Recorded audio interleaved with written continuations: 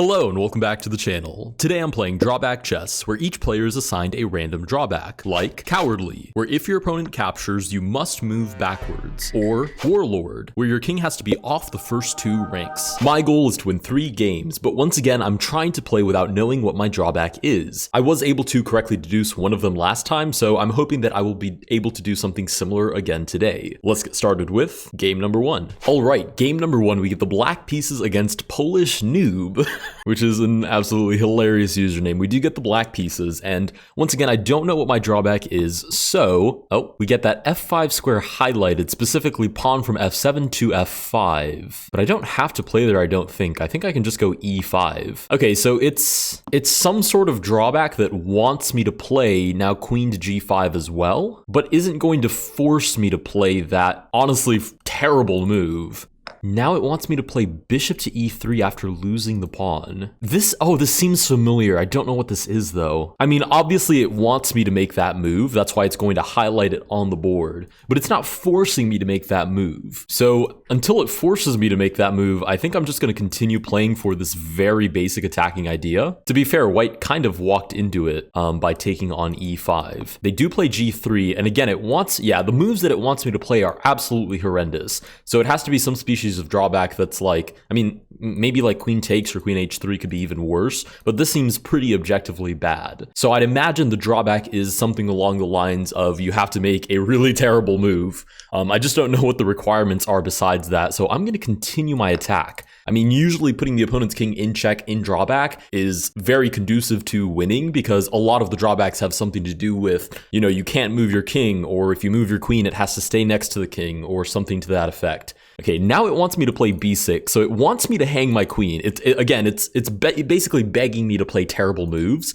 but it's not forcing me to play them yet, so I guess I'm just going to keep ignoring them. I mean, it can suggest all the moves it pleases, but if it's not going to force me to make them, then I think I'm fine with just ignoring them. I'm just hoping that it doesn't lose me the game because I didn't follow their instructions. Okay, we get knight back, and this is a king capture variant, so now they want me to take on f1 to allow the opponent to take the king. Now, the funniest part is taking on f1 isn't actually that insane because there is a not super unreasonable chance that they may not be able to take because their king is in check, and that it has something to do with their drawback, but it's not that high of a chance. So I think I'm just going to move the king out of the way. And again, my drawback keeps telling me to make terrible moves, but it's not forcing me to make them. So I think I'm just going to ignore it for now. We'll develop the knight. My plan here was basically just to get a crazy attack on the enemy king going. That kind of fell flat on its face. I mean, I didn't get to f2. The queen intercepted the attack on the king. I did get a free rook, but I never was able to actually follow through on it. So, oh no. Okay, it wants me to move the king to e8, and I think my time has finally come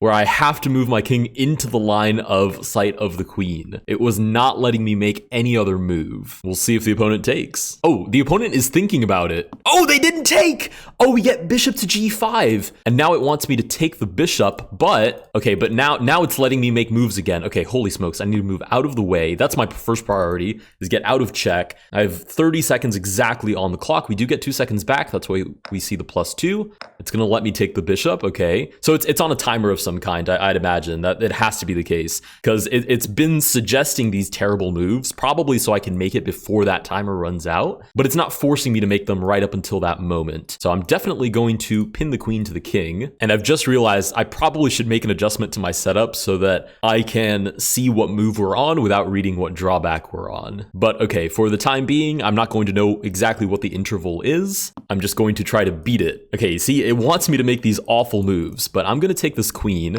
I'd imagine the more material I can get off the board, the better my chances are of not having to make a terrible move. In fact, I might even just sacrifice the queen right away. For some reason, they couldn't take my king, which was really interesting. But okay, they were able to take back my queen. Do only have 16 seconds. Let's start developing. I'm up the exchange, but that's not really that much to work off of. Let's advance the knight. We're targeting the bishop. And again, if I'm going to be forced to make terrible moves at an interval, oh no, No! I was gonna say then I'd rather trade off a whole bunch of pieces, but by some miracle the opponent plays d6, and they do in fact capture my king. With that, we lose game number 1. Let's go to and pop up the info board. All right, you lost. Oh, and I also have I prefer hard drawbacks enabled still. I forget that every single time. So that's why our drawback was apparently extremely difficult. And the opponent's drawback was inside the lines. You know what's funny? I didn't even bother trying to figure out what the opponent's drawback was. I was too captivated by the concept of figuring out what my own was. But the opponent's drawback was inside the lines. You can't move onto the rim, but you can make moves that start and stop on the rim. Oh, that's why, okay, that's why they couldn't take my king, because the queen was on e2, so not on the rim,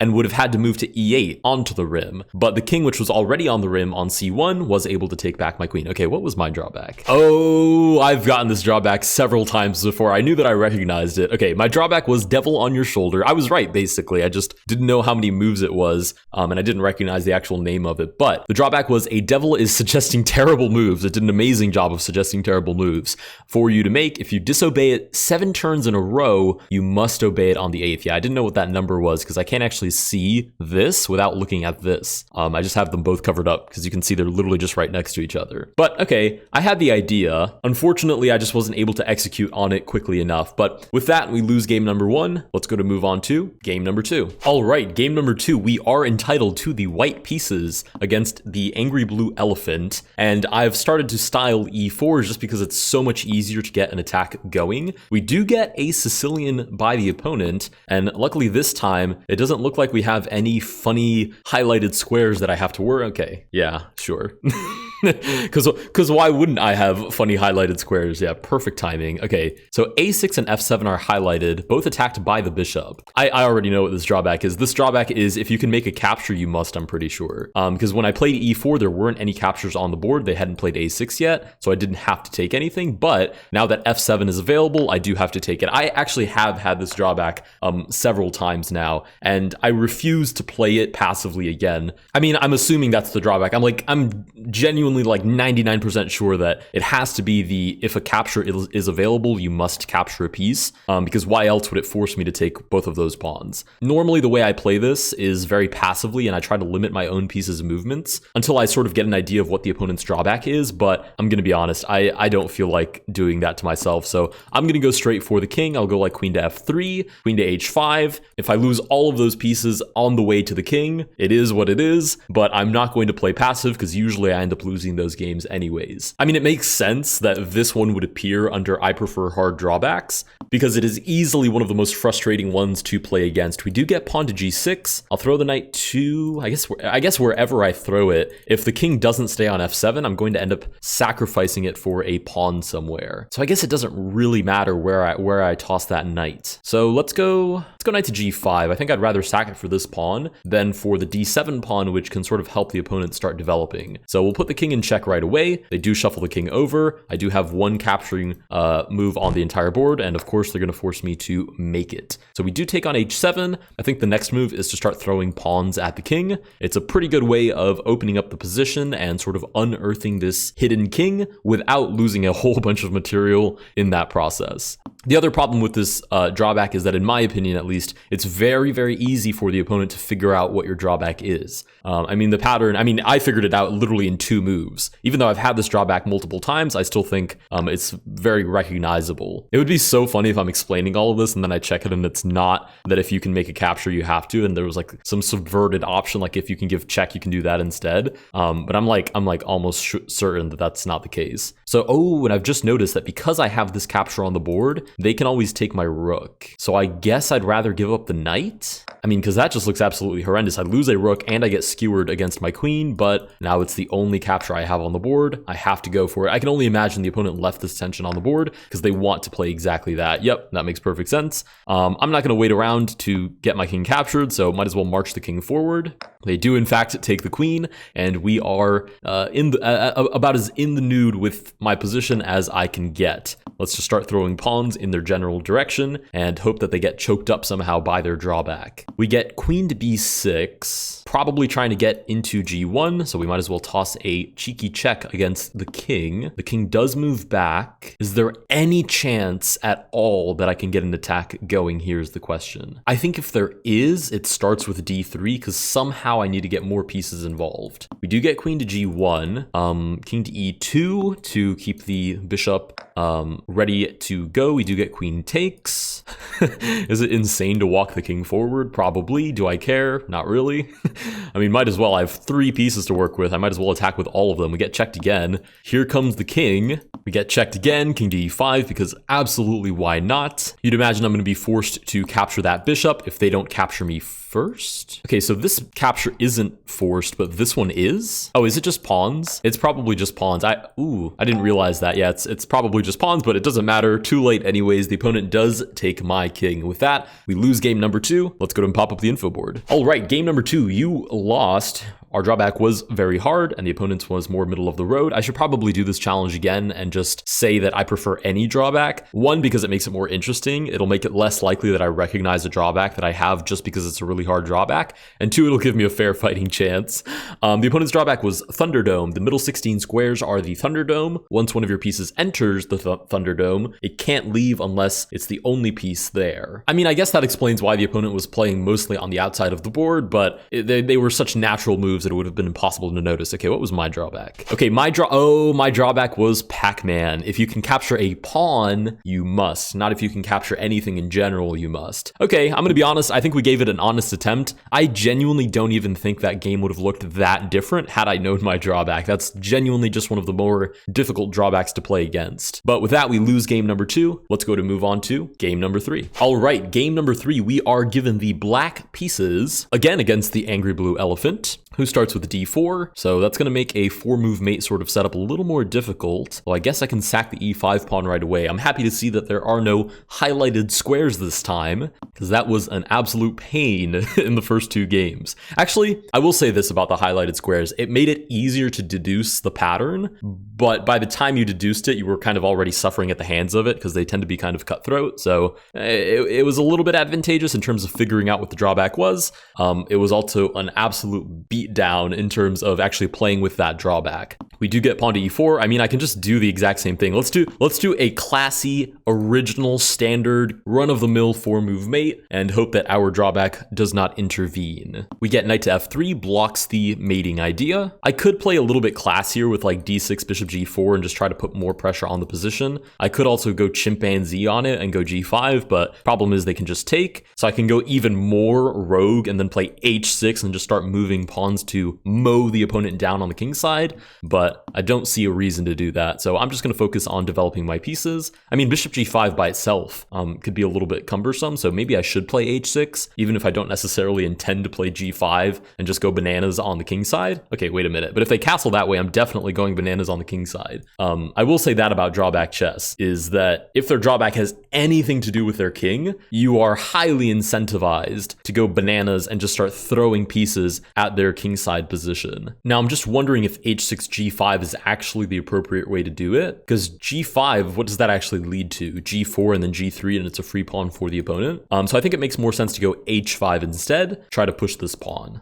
Okay, we are met with h4, so the opponent is no dummy and is not going to let that happen so willy-nilly. I'll play queen to g6, target that e4 pawn, also lining up ideas of bishop to h3, looking down at g2. Queen g3 is possible because this pawn on f2 is pinned. I mean, there are a lot of attacking ideas, and it seems that we have not been punished by our drawback, at least not yet. So whatever harder drawback this is, it seems to be pretty lax. Okay, pawn to c4 actually just gives up the e4 pawn. Now, I'm not sure if that's by design, but I'm tempted to play bishop to h3 because if they couldn't defend this pawn, maybe they can't defend that pawn. And to be honest, that reasoning is pretty loosey-goosey. It doesn't have an underlying pattern other than they're both pawns, and I'm attacking both of them, but I'm kind of hoping that that sort of reasoning sticks. That would be very nice. Okay, we get knight back. It defends g2, but they do nothing about, I was gonna say they do nothing about our attack, and I've just realized I can't take that pawn with anything. Can I take f2? I can't take f2. I can't take, okay. I can't capture anything, which, it could be an even odd capture situation, or it's one of those drawbacks where I have to like level up my way through captures to eventually be able to take. So like I have to make a capture with a pawn first, and then a knight, and then a bishop, and then a rook, and then a queen. And once I've captured once with all of those pieces, then I am eligible to, you know, make further captures. So I guess I should start by trying to capture a pawn. That seems like my best bet. I can capture this pawn, and then I can work my knight into the attack as well. We get queen to b3. Oh, I can't capture their pawn at all. I can't capture anything. And I'm down to 29 seconds as well. This is extremely punishing. Unless the opponent has to make the capture themselves. But would it be the piece that they capture or the piece that they captured with? I'd imagine it would be the piece they captured with. Okay, I'm hanging b7 and h3 at the same time. I kind of have to defend that bishop over the pawn, just because the bishop is involved in the attack. And even though I'm probably losing a rook over here, if the queen wants to quarantine herself, I'd be more than happy to allow that. Now, can I take this back? No, I cannot. Oh boy. Okay, wait, this is a good time to test. Oh no, I only have 2 seconds. Holy smokes. Okay, b6. I was gonna say it would be a good time to test because the opponent took with a bishop. So I can, okay, and I can take with a bishop now too as well. All right, so we understand the drawback to some extent. Now I just have to move extremely quickly. So whatever the opponent has taken with, I don't actually recognize this drawback. I don't know if I've played with this before, but whatever the opponent has taken with is what I can take with. They've taken with only a bishop, so I can only take with a bishop as well. Now, to be totally honest, 4 seconds down on the clock, I'm tempted to just go straight for the king, and if the opponent can do something about it, then, well, I did that to myself. But I'm extremely low on time, and I really don't have a game plan, because I don't know how I'm supposed to unlock all of those captures. The opponent has only now captured with a bishop, and now my bishop is gone. Maybe that was a little bit of a rash decision on my behalf, and maybe a little bit is a little bit of an understatement. I'll play knight to g6. Queen takes. Yeah, I'm just getting absolutely ragdolled on this side of the board. And the worst part is, should they capture, there's literally nothing I can do about that. But they don't seem to realize what our drawback is. But the problem is there's nothing I can do. I have 1 second on the clock. They're just going to take on d6. And I am getting absolutely cornered over here. Okay, I've made an honest effort with I prefer hard drawbacks enabled. I just don't think I have that much aura quite yet.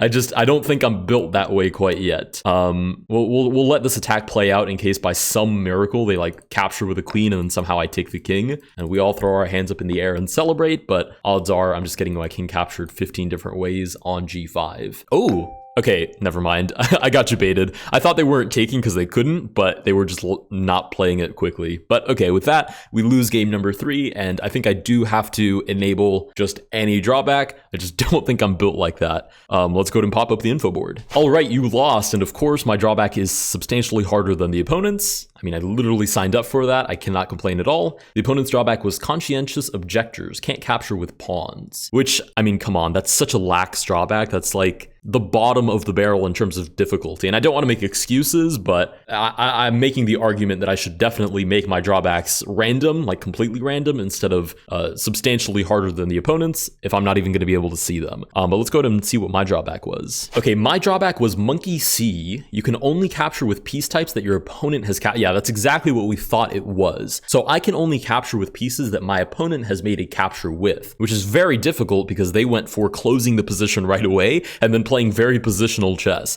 So even though I had my attack fully fleshed out and going, I actually wasn't able to follow up on it at all because I just wasn't able to capture with any pieces. And by the time I started initiating captures, the opponent already had developing counterplay. So with that, we lose the first 3 games. I know what I have to do. We will dive into full screen. We'll go back to the lobby and drawback glossary, and then I'm going to say, give me whatever. I'm honestly tempted to say I prefer easy, but I will not stoop that low just to scrounge up my 3 victories. So give me absolutely whatever, and let's dive back into the games. Before we move on, if you want to improve your openings, I recommend checking out the sponsor of this video, chessreps.com, which offers easy step-by-step opening lessons. Drill your opening to climb to the top of the leaderboard, or do puzzles that come from real games. Like this puzzle where I can click back to see how we got to this Jobava London position, before delivering this nasty fork. puzzles are completely free, so you can keep doing puzzles to increase your opening elo, and then take that practice into a real game, like I did to crush my opponent with the Jobava London. If you want to support the channel and become an opening menace, check out chessreps.com. Now, back to the video. Alright, back into the games, and we are met again with Angry Blue Elephant. I do get the black pieces, but hopefully my drawback is... Oh, I hate these pesky highlighted squares.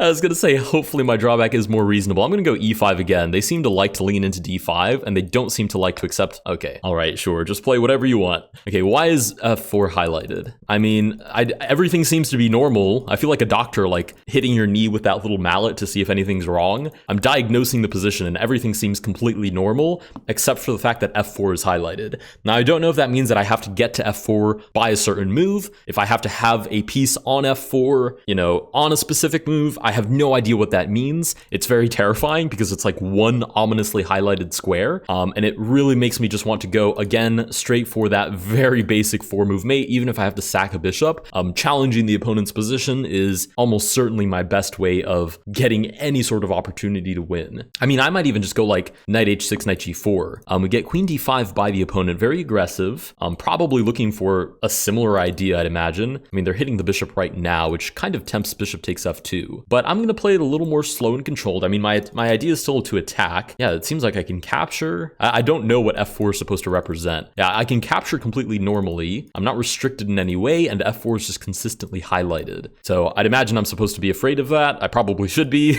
I don't know what my problem is, so how can I possibly fear it? Let's go straight for g4 and go for the kill on f2. I mean, how amazing would it be if I got knight g4, bishop, okay, I was gonna say bishop takes, king d1, knight e3 is checkmate. But we get pawn to e3, which immediately limits the scope of this bishop. Now, how else do I get into that position? I mean, I could just play knight g4 anyways. There's no rule that says I can't take, well, as far as I know, that says I can't take on f2 and then take on e3 and then pull the king all the way out into the middle of the board. But we do get queen to e4. If I play d5, hitting the queen and defending the knight with discovery, then they have en passant with discovered check, which seems less than appealing. So I'm going to defend the knight just with a pawn on the outside, even though I do have to develop this bishop at some point. I'm going to do it when it's not going to lead to my king getting absolutely steamrolled in the middle of the board. So I might even just wait to castle. Okay, they're being very incessant about getting my knight out of there. I'm going to assume that's because it's a very big issue to them. But if they're going to bother my knight that much and try to force it back to h6, then I'm going to throw it into f2 and tell them to be patient next time.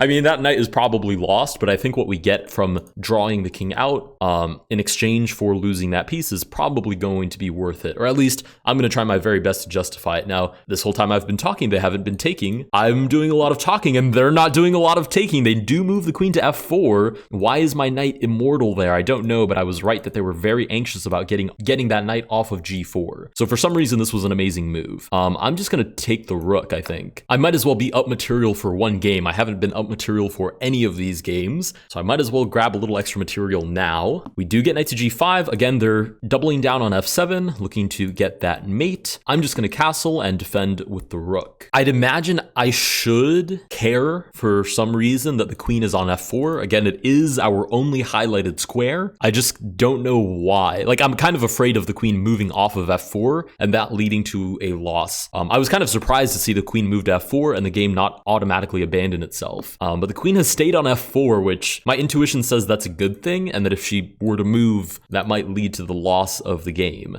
We do get knight to e4, but I don't know. I don't know what f4 could possibly be about. Let's go bishop to a5 and give check. There's no point in leaving that bishop on e3, twiddling its thumbs, so we might as well line it up against the king. We do immediately get c3, blocking the check. Let's go d6. I was going to go d5 and target the knight, but that knight is probably going to get sacked on f6 anyways. I mean, I don't know why else you would centralize it to e4, unless you're just trying to anchor the knight on g5 for some reason. But yeah, okay, of course it gets sacked. I'm going to take it and hopefully not get punished for that. They do take back with the pawn. Now, for some reason, they weren't able to take my knight. The thing is, I don't know why. So it's very difficult to determine if I should continue acting on the premise that, like, they can't take pawns or something. I'm also kind of concerned about this attack, but I don't know how they're going to follow up on it right now. So I'm going to play rook to e8, and any sort of counterplay has to be worthwhile, like knight to d4. Well, were the queen not there, would probably be worthwhile. This pawn is pinned. This pawn is pinned as well. So d4 is actually only defended by that queen. We do get knight to e6. Again, my drawback seems to be very reasonable. I can just take that back. I guess they have queen g5, queen g7, queen g8, and now I would just run for my dear life. Yeah, we do get that check, and the queen has moved off f4, and that has not lost us the game somehow. So I'm very curious to know what that drawback is. I'm assuming it's one that I haven't gotten before because it makes zero sense to me. Okay, we get exactly the variation that we calculated. They do take on f7. You'd imagine blocking with the knight makes the most sense. That way I just lose a knight for a pawn, but other than that, my king is basically safe and sound. The only issue is the knight doesn't do anything to boot the queen, so it's kind of counting on the opponent wanting to win that material. I mean, I'd be kind of surprised if they didn't take. Not to mention, they're now down to 20 seconds. Oh, they don't. Now, the question is, could they not take, or did they just choose not to take? They play bishop out. Let's go d5. It is kind of, oh, it's not defended by the knight at all. It's pinned. And they realize that right away and take on d5. Okay, what do I do about this? Let's go here. We're somehow defending the rook via x-ray. If I do lose the knight, I can take the queen. If they do take my queen, I can take back with the knight. I do lose the exchange, but overall in the game, I'm still up material. And I'm just noticing that time is going to be a very big situation. We're going to go ahead and take back. I should just be up enough material that I think I'm just completely winning. I'm very curious. I genuinely want to know what's going on f4. Like, why was I supposed to be worried about that the whole time? Oh, they advance. Okay, I'll move the rook. Oh, if I move the rook out of the way, they take with promotion. Oh, can I not stop that? I don't think I can. I think I have to go knight to e7. Wow, very nice find by the opponent. I didn't even realize they were forcing promotion there with that sort of fork. Yeah, they queen, obviously. Let's shuffle the rook over. Might as well spare myself some material. And, oh, we do flag the opponent. Okay, not the cleanest victory, but a victory nonetheless. Let's go ahead and pop up the info board. Okay, you won. Your opponent ran out of time. Your opponent's drawback was separation of church and state. I've seen this one before. I don't remember what it is. You can't move your bishops next to a king, and you can't move your king next to a bishop. Okay, I mean, I'm not sure in how many different situations that's actually a big concern, but at least it's accurately reflected that that can't possibly be a very difficult drawback. We did, as you can see, get a more middle-of-the-road drawback, not just a brutal,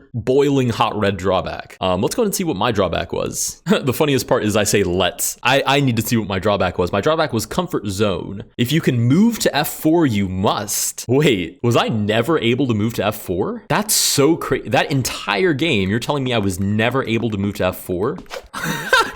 That's so insane. That's so funny. I guess I never was able to move to f4. That was genuinely never a concern. I'm not even sure that I ever came close to it either. I mean, maybe rook to f6 was the closest that I came to having to move to f4, which would have been embarrassing if they promoted and I had to move to f4. But besides that, somehow I just completely evaded my drawback. With that, we do have one victory under our belt. Let's go to move on to game number 2. All right, game number, well, not game number 2, I guess game number 5. We get the white pieces against Smiley Juff. Anyways, we get e5 by Smiley. We'll go ahead and play bishop to c4. I'm happy to not see any more weirdly highlighted squares on the board. That tends to be the cause of all of my stress. In the last episode, I don't think I got any highlighted squares. So I blame the highlighted squares for my loss, not my own skill issue. We'll play queen to f3. I mean, 4-move mate just seems to be such a clean way to approach drawback chess. Immediately puts pressure on the opponent. Of course, most of the time they're going to defend it, but that doesn't mean I can't try to follow up. We can try to play for the knight g5 debate, and should they take, I have queen to f7 anew. So we'll play knight to g5. They do take. You've got to be kidding me. Oh no, and I think I know what this drawback is too now. They captured a piece, and my queen can only move backwards. Oh no, I didn't mean to actually move the queen. Oh, I meant to move a different piece like the bishop back to b3, which actually keeps the mate on the board. Oh, and I have a misclick. If I make it back from this, I am deserving of all of the victories of drawback chess in the entire future of the world.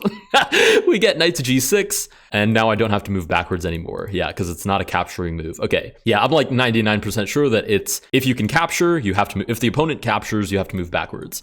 Is it worth even playing this? The opponent's just going to play here and block it. So I might as well castle out of the way. On the bright side, I know what the drawback is, so there's no reason for me to go completely insane in the way I play this. Oh, if I'd played this, they probably would have played knight to f4, which is actually a really nice move. I'll play queen to g4. If they do play d6 and boot my queen, then, you know, I have to concede and move back. Okay, that's exactly what they do. Is there anywhere better that I can move back to? Nope. Let's move back to f3, and then maybe I can play g3, because they did take on g5. So unless their drawback is like, if you can capture, you must, which it clearly isn't, they would have had to take on g2, then they might be willing to play like knight to h3 check and allow queen to f7 again. So we'll play g3 this time, which does not welcome any captures. It does welcome a check, which again forces my king to move out of the way, but we have this lined up on the board again.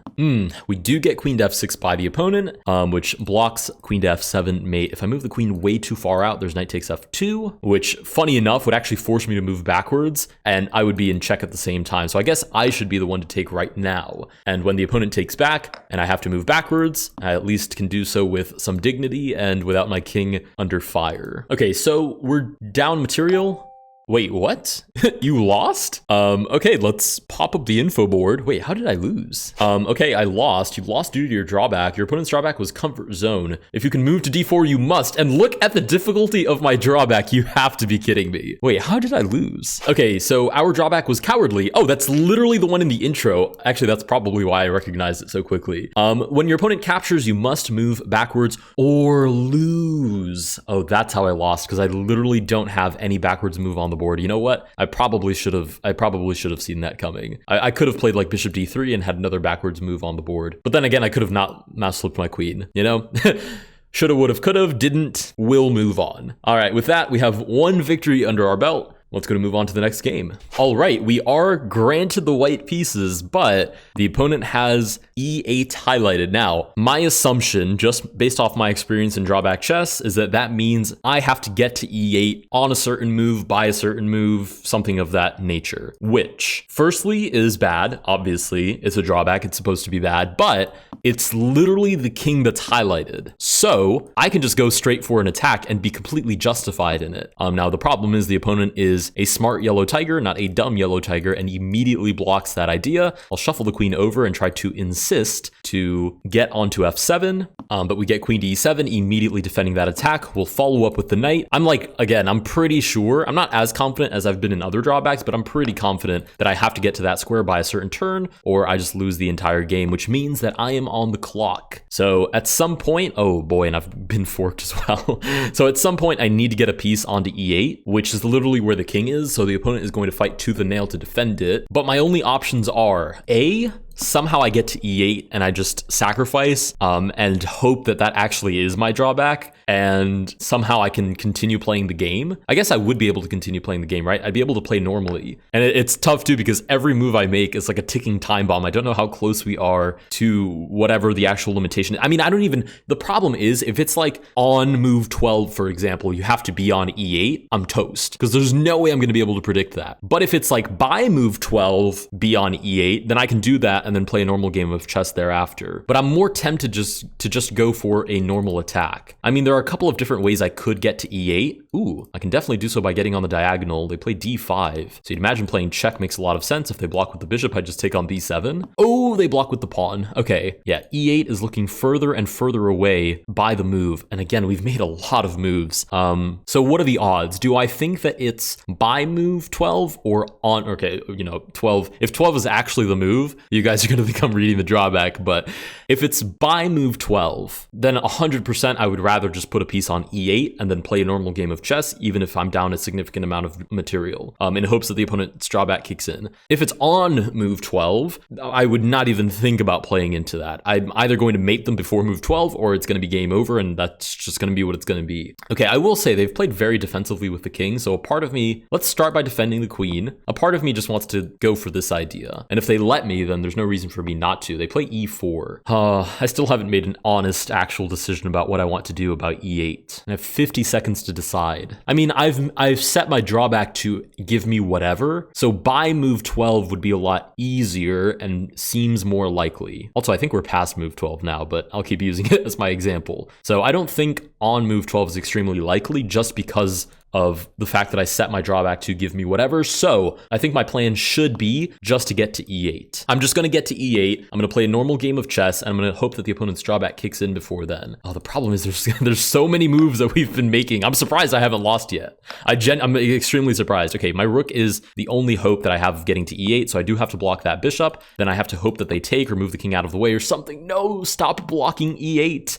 I need to get to e8. I'm going to take on e4. I have to open up this file, and I do lose the game. I'd be willing to bet I know exactly why as well. Let's go ahead and pop up the info board. All right, you lost. You lost due to your drawback. Your opponent's drawback was boastful. You lose if you have fewer pieces than your opponent. Okay, I'm going to assume that my drawback elo is just still too high because I'm still getting tossed these very difficult drawbacks. I got one easy one and managed to win the game, and I got thrown directly back into the deep end. So the opponent's drawback was basically a piece of cake because considering I didn't know what my drawback was, unless I went for a sacrifice from the get-go, they were always going to get material over me. But what was my drawback? Okay, my drawback was expedition on move 16. You must move to e8. Oh, and we were on move 15, so on the next turn, it's literally impossible for me to be there. Okay, so actually I was wrong. I kind of thought they were going to give, I don't think, okay, does this button work? Because I thought they were going to give me easier drawbacks, and I seem to be getting slayed all the same. I'm going to be honest, as much as I would love for this episode to be hours long, I'm just going to fight for one more victory and call it a day. I hope you guys have enjoyed this content all the same. Let's go to move on to the next game. All right, next game we get the black pieces against a lazy red bear. So I expect little calculation from this bear. We get e4, we'll play e5. Of course, we are going to hunt the same idea. Oh, you've got to be kidding me. Why bishop to e7? Explain yourself. Why can I only... Okay, what about my other pieces? Well, let's start diagnosing the position. Let's start massaging it a little bit and understanding what on earth I'm in for. Okay, it seems the queen can't move anywhere, which is extremely concerning. The bishop can only move one square, which would be extremely concerning, but it's more so confusing. Because my first instinct was they've moved a pawn and a knight, so I can only move pawns and knights. You can see I can move all of my pawns normally. I can move all of my knights normally. Can I move my king? Oh, I can move my king. So it's not like a progression thing where if the opponent moves a pawn, then I can move pawns. If they move knights, then I can move knights. It's not that, because for some reason I can move both of these pieces. I guess I should just play it off.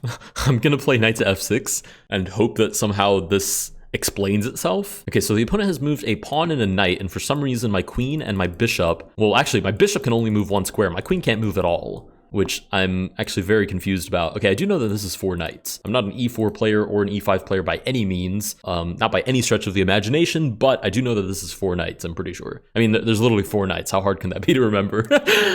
Okay, we get bishop to c4, diagnosing the bishop, diagnosing the queen. They are in the exact same predicament. I guess bishop to e7. I mean, my attack is out the window. There's no chance that I get an attack going. I can castle as normal. Okay, I'm going to assume that it's just my bishop and my queen that are somehow nerfed. Okay, d6. Are you in the same predicament, the light squared bishop? You are. Okay, bishops can only move one square as far as I can tell, and my queen can't move at all. Wait, my queen can move. Actually, I think I recognize this drawback. I think I know what this is because I've only had it like once, and it struck me as very strange and kind of convoluted. It's not that different to mini chess, actually. I think that this is bishops can only move one square diagonally, and the queen can only move one square orthogonally. I think that's what this drawback is. I hate to do this because it kind of makes it obvious what my drawback is, because no human in their right mind wouldn't play bishop to g4. In fact, we get pawn to h3, stopping that idea still. Oh wait, what? Okay, maybe I was wrong, because if that was the drawback, I'd be able to move bishop to e6. Okay, I have no idea what's going on. I'm just gonna make some waiting moves and see if okay, what are the odds I'm actually even able to take this bishop back? And somehow I can only move the queen to the side now. Very, very confusing. I'm going to try to focus on playing with my other pieces. And I'm also going to focus on trying to play a little bit defensively. We get pawn to a3. We'll play pawn to a6. I can't lose this on time as well. They're playing very fast. I will follow suit, even if I have no idea what the heck is going on. Sure, I'll take on a5 just because I can. We'll move the rook back. Again, there's no reason for me to play this super aggressively. And the opponent seems to be playing very, very quickly, very comfortably, very swiftly. So they're either trying to posture because their drawback is absolutely horrendous. Okay, I can't take back with the rook, or they're just a good player in general. If I play h6, then they double my pawns. My king is very exposed there, but I Don't really have much of a choice. I'd rather get these pieces off of my back. Not to mention, poking and prodding the opponent is by far the best way to figure out what their drawback is. Okay, king to h7 somehow seems to be fine, so it's not clear how they put more pressure on my position. They'd have to do some sort of slower maneuver, which gives me time to at least get my bearings. Oh, that's exactly what they do. Yeah, this is definitely a stronger player. I can move my queen to the side for some reason. Why? I have no idea. Let's centralize the knight. We're sort of by discovery attacking the pawn on a4, but we immediately get booted. Why can I not move back to e6? Okay, is my drawback that I can only move like left and right or something? Because like, look at this. I can literally only move the knight to the right side of the board. Okay, now can I move to the left? No, I can literally only move to the right. What is happening? Wait, is that literally just my drawback? You can only move on this half of the board? I mean, that's like a death sentence to me because the king is over here, and that's literally the only way that I know how to play chess is going directly for the gut on the king. Is that literally my drawback? You can only move right? That's so insane. Wait, no, it can't be that I can only move right, because then why did I play this, and why was I able to castle? What is this drawback? What on earth? Okay, they're taking and they're mating on g7. You know what? GG's. Well played, well earned. I'm gonna take your queen just to see if I can, but well played to the opponent. They do take my king. Let's go ahead and pop up the info board. Okay, you lost. Your opponent's drawback was hold them back. You lose if your opponent moves a pawn to your side of the board. Oh, if I had just played a little more aggressively, I would have had a chance. Oh my goodness. Okay, well, what was my drawback? Well, apparently they were about even. Okay, my drawback was messy divorce. Your pieces can't move, from the queen side to the king side or vice versa. Actually, that was kind of obvious. I probably should have seen that coming. Yeah, so any pieces on this side of the board have to stay to the right. Any pieces on this side of the board have to stay moving to the left. Yeah, that kind of segregation is also an Achilles heel of mine. Anything that sort of breaks up a potential attack on the king. So for example, there I would have only had 3 attacking pieces, the rook, the knight, and the bishop. Anything that sort of breaks up my ability to attack the king is pretty much a death sentence to me. But okay, with that, we still only have 1 victory under our belt. I just want to get 1 more. Let's go to move on to the next game. All right, we do get the black pieces again against, is that a full name? Jerome Powell? Shout out Jerome Powell putting himself out there. We get pawn to e4. Again, I'm happy not to see any suspiciously highlighted squares. We are met with d4. Of course I will take back. Let's get that. Oh, and we get a highlighted queen. Okay. We get that queen out to d4, and for some reason she's highlighted. Oh boy. Now, why are you highlighted? Explain yourself. Why are you highlighted? Let's just target her and see what happens. All right, she moves off of d4 and seems like nothing bad has happened, so I guess I can continue my previous plan of targeting f2. Okay, so we captured on d4 and she moved to d4. What could that possibly indicate? Like what information could I possibly derive from a capture on d4 and now suddenly that square is highlighted? I can't imagine anything. So I'm just going to target f2 and e4 at the same time and hope that somehow I get mate on the opponent before I have to find out why d4 is a problem. We do get queen to e2. Let's go. What's the fastest way to do this? Knight to f6, castling, rook to e8, d5 is so slow, but it seems, I don't think there's any way for me to put more pressure on the position than doing something like that. Like if I go knight to g4, then I just block the queen's view of e4. I mean, I guess I'm booted by g3 anyways. Wait, am I trapped? Oh no, I have queen to g4. Okay, we'll offer a queen trade and hope that d4 doesn't stop me somehow from taking back, and then we're targeting f2 all the same. It doesn't have the same oomph because my queen is quite, okay, I see the pattern now. Anywhere that the queen takes, anywhere that the queen takes, I can't take. Is that what it is? Wait, can I move to d4? I can't move to d4. Oh my god, that's the drawback. Guaranteed. If the queen takes on that square, then I can't take back, which means, by the way, queen takes g7 is completely winning. Thank goodness the opponent didn't piece that together because that would have been game over immediately. I wonder if it's wherever the queen takes, or no, that has to be what it was. I was going to say, I wonder if it's that, or if it's like, if the queen moves to that square, I can't move there ever. But no, queen e2 isn't highlighted and all the other square, and d1 isn't highlighted. So I guess it's literally just if the queen captures on that square, it becomes completely impenetrable. We get bishop back to e3. You'd imagine if I take, they take back. If that square gets highlighted too, then 100% that's the drawback. That's not the drawback, because now the pawn has taken back and I can't move there either. I'd be willing to bet. Okay, so the drawback is anywhere that there's a capture by the opponent, I can't move to that square. That has to be the drawback.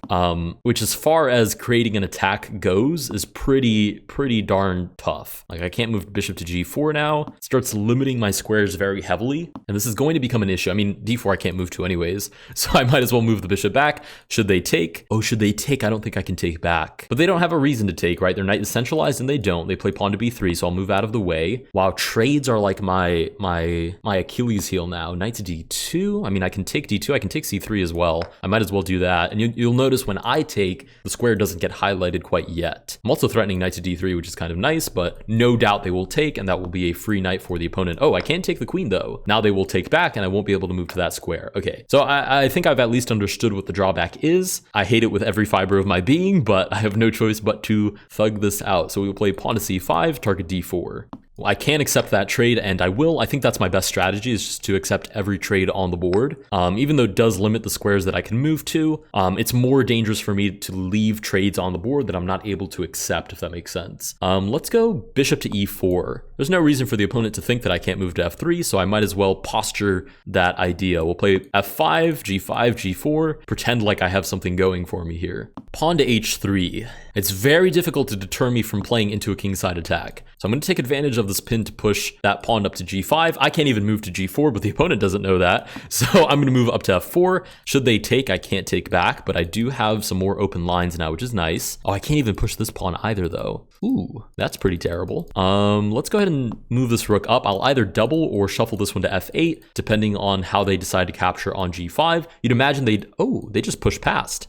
A very positional play by the opponent. Okay, we'll play h6 and defend g5, which is funny because they can still take and I can't take back, but at least I'd be able to grab the rook, which they do shuffle over to c1. Okay, let's double up on the e file. Also not terribly convincing, because if I ever move this bishop, I can't even take on e2. Oh, I was going to say, but again, the opponent doesn't know that, but it seems the opponent doesn't care that I have this tactic on the board.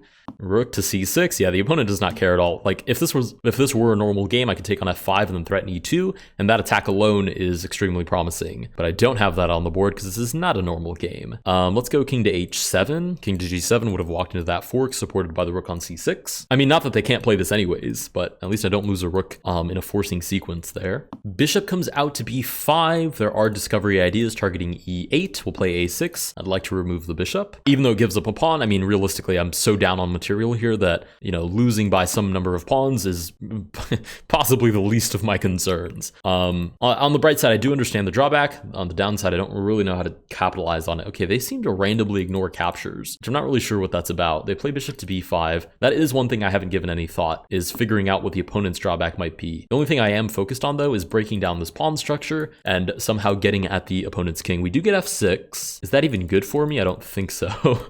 Let's go rook to b7, I guess. I didn't really want to go f7 because that kind of entombs my own rooks. I can never take without them taking back, and then because of that capture, that rook would be defended on f6. We get king to e3. Let's go h4. New idea. I'm just going to defend my king with that pawn structure. They do take on g5. Let's just bring everybody out to play. If they do take, I can't even take that back. Yep, this is pretty much GG's. Well played to the opponent. We'll pin this knight and see if by some miracle they move it, and somehow I end up capturing that king. That's literally the only way I win this. They advance the pawn with check. Luckily, I can take that. That's kind of okay, but there's a lot of follow-up ideas which are at least unpleasant. Ooh, they don't move the knight out of the way. Okay, so their drawback has something to do with that. The problem is there's just no way I can capitalize on it. Let's go here and threaten the capture with the discovered check. I mean, surely they're going to notice that I didn't take. They are in a great position here to just create a very strong attack and know that I have no way to stop it. I mean, I have 1 second left on the clock. Rook to f7. I mean, I can take.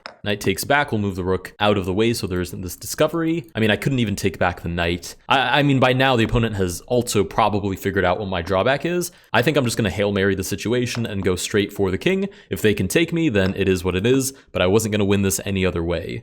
All right, they do take my king, and with that, we do lose the game. Let's go ahead and pop up the info board. Okay, wait, hold on. Okay, I know that my drawback rating is like over 2,000, but at the same time, I'm getting slapped with the most horrendously difficult drawbacks I've ever seen. Your opponent's drawback was peons first. Can't move pieces that are 1 square behind one of your pawns. The most unconsequential drawback I've ever heard of in my life. And somehow, okay, I think I know what my drawback was. It was if there's a capture on that square, I can't move to that square. Okay, that's exactly what it was. Superstitious. You can't move to a square that your opponent has captured on. Let's just roll into the next game. All right, next game we get the white pieces against Lazy Indigo Bear and I can't move. What? Well, I can't move the center pieces. It seems like I could move the pieces on the outside though, so I guess we play the English now. Is that the English? C4? I think it is. Now can I move? Okay, I think this drawback is kind of self-explanatory. It seems like I can't move any of these pieces. That seems to be the drawback. I don't know how I feel about that quite yet. I will give my official statement in a couple of moves, depending on how I'm doing. We get knight to f6. Seems to be that's the drop. Oh, I can move d4 now. Again, I'm just tapping and testing and seeing what's going on. Okay, what's a2? I can't move a2. I couldn't move any of these pieces. I still can't, but I can move d2. Okay, I will. I will capitalize on the fact that I've been permitted to play d4 to play d4. Now we just hope that should they capture, I can in fact take back. We do get knight to c6. Can I still move you? I can. Can I move you? I cannot. Okay, I can't move any of these squares or any of these pieces. But I can move this. I'm just gonna play d5 and push their pieces back. In some miracle world, I get knight to e7 and somehow I get like a smothered mate because c7 isn't an issue. Or like I play, how about knight b5, d6, and then I take back with smothered mate. That seems pretty promising. It also seems pretty unlikely. They can just move back or play to b4. Knight d4 is totally fine too. They have a number of different moves here. For some reason, they're thinking about this quite a bit. I'm curious to know why that's the case. They're spending an unusual amount of time on this and, okay, what? Wait, I was gonna say, and they give up the knight, but I can't even take that. Okay, let's do a little testing here. The knight is fine. These pawns are, this guy I still can't move for some reason. I can't move the bishop. I can move these pawns though. What? What is this? Why can't I take? I'm so confused. I guess I'm just playing with the knights. Knight to f3. My drawback is you can only move your knights. You can only make reasonable moves with your knights. Excellent drawback. Okay, this isn't very conducive to getting an attack of any kind going. I'm just hoping that the opponent's drawback is equally frustrating. Okay, knight to e4. That should just be a free knight, so I will take that. I mean, my knights seem to not have any issues. My knights seem to always be able to move where I need them to move. I mean, what I'd really like to do is play queen to a4 and capitalize on this pin. Well, I guess what I'd really like to do is just take it. I mean, I've been threatening it for the last like 3 moves or so, but no luck. This is very confusing. I mean, they're way down on time compared to us, and now we're up a piece as well, and they still, for some reason, they still can't. Oh, now I can take. Is it because I captured a piece here that I can now take? We get bishop to f5. I can still move my knights. Oh, I can move this pawn now too. I still can't move any of these pieces. Oh, wasn't I able to move you before? I'm gonna move back to g3 first so that I'm targeting the bishop, and then I'll go ahead and take the knight after. Right, so I basically have a double threat going on. It shouldn't be possible to defend. Oh, knight e7 defends both actually. It shouldn't be possible to defend both, he says. No, it definitely is. Knight back to e7 is perfectly fine. I guess then maybe like bishop g5. Okay, we get queen to e7, which defends nothing, so I will definitely take the bishop, and I'll take the knight next. We've basically set up the exact same thing, but instead of the bishop, we're now targeting the queen. Queen comes out. I should probably move the knight back. I mean, I could just take. Oh, no, I can't just take. Wait, what?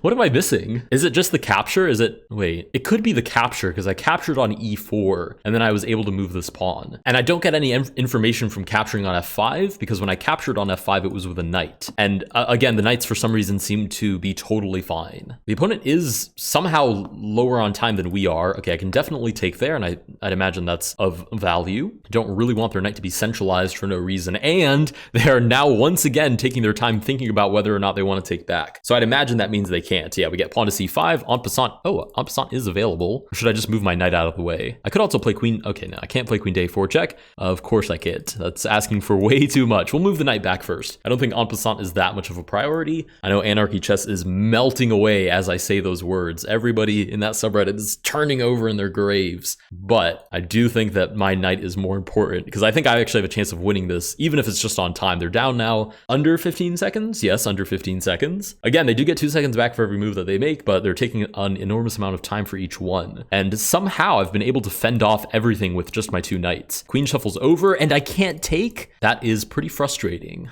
I wonder why they would even play there in the first place. I'm gonna play e4. Okay, they're definitely conscientious of the time now. I can't move anything. Holy cow. h4? Start an attack, quote unquote, of my own. If they castle, I'm playing knight to f5, and then I'm hitting the bishop and the queen, but they don't. I'll play knight to f5 anyways, because now I have eyes on d6. Bishop gives check. Oh, my knight to the rescue. Knight goes back to d2. They are down to 1 second, and they do flag the game. Okay, thank goodness. I wonder if they had taken if I would have been able to do anything, because my knights have been the only pieces I've been able to work with. But anyways, with that, we win our 2 games. Let's go ahead and pop up the info board. Okay.